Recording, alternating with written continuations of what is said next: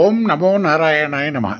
ఏడుకొండల వాడికి మనస్ఫూర్తిగా నమస్కరిస్తూ ఇవాళ ఏడుకొండల వెనకాల ఉన్నటువంటి ఐతిహ్యాలు ఏమిటి, రహస్యాలు ఏమిటనేది తెలుసుకుందాం.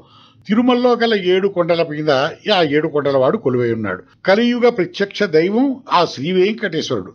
ఆ వెంకన్న కొలువై ఉన్న 7 కొండలు, ఒక్కో దాని వెనక ఒక్కో గాథ ఉంది. అవేమిటో ముందు తెలుసుకుందాం. ఆ 7 కొండల్లో మొదటిది వృషభాద్రి. అద్రి అంటే కొండ.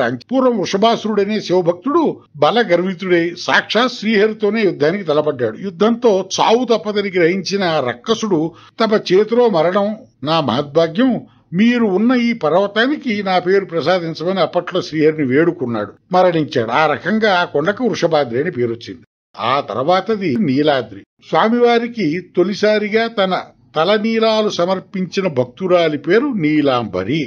ఆమె భక్తికి మచ్చిన శ్రీ వెంకటేశ్వరుడు 7 కొండల్లో ఒకదానికి ఆమె పేరు పెట్టాడు. అదే నీలాద్రి. ఆ తర్వాత మూడోది గరుడాద్రి. శ్రీ మహావిష్ణువు హిరణ్యాక్షుని సంహరించిన తర్వాత గరుక్మంతుడిని పిలిచి తన క్రీడాద్రిని తీసుకురమ్మని ఆదేశిస్తాడు. ఆ ఆజ్ఞ మేరకు గరుక్మంతుడు దానిని తెచ్చినందువల్లే అది గరుడాద్రిగా ప్రసిద్ధి పొందిందని చెప్తారు పెద్దలు. ఆ తర్వాతది అంజనాద్రి.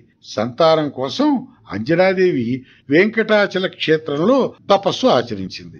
దానితో ఆమె గర్భాన్ని దాచి అనంత బలశాలి చిరంజీవి అయినటువంటి ఆంజనేయ స్వామికి జన్మనిచ్చింది. అందుకే ఈ పర్వతం అంజనాద్రిగా ప్రసిద్ధి పొందింది.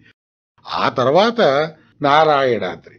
నారాయణుడు అనే భక్తుడు స్వామి పుష్కరిణీ తీరాన తపస్సు చేయటంతో అతడి పేరు మీద ఈ పర్వతం నారాయణాద్రిగా ప్రఖ్యాతి పొందింది. అనంతరం చెప్పుకోవలసింది వెంకటాద్రి. వేం అనగా సమస్త పాపములను, కటహ అనగా దహించునది. అంటే పాపరాశులను భస్మం చేసేటువంటి శక్తి కలిగింది కాబట్టి ఈ కొండకు వెంకటాచలం అనే పేరు వచ్చింది. ఆ తర్వాత చివరిది 7వది శేషాద్రి. ఓసారి ఆదిశేషుడికి వాయుదేవుడికి మధ్య ఎవరు గొప్ప అనేటువంటి వివాదం చెలరేగింది. నీకు శక్తి ఉంటే నన్ను కదుల్చు అంటూ ఆదిశేషుడు వెంకటాచలాన్ని చుట్టుకున్నాడు. వాయుదేవుడు అతన్ని విసిరివేయగా పర్వతంతో పాటు ఎక్కడో వచ్చి పడతాడు. ఓడిపోయిన బాధతో ఉన్నటువంటి ఆదిశేషుణ్ణి శ్రీ వెంకటేశ్వర స్వామి ఓదారుస్తూ, నిన్ను నేను ఆభరణంగా ధరిస్తాను నాయనా, ఏమీ బాధపడకంటూ నీ పేరుతో ఈ క్షేత్రం ప్రసిద్ధి పొందుతుంది అంటూ వరమిచ్చాడు.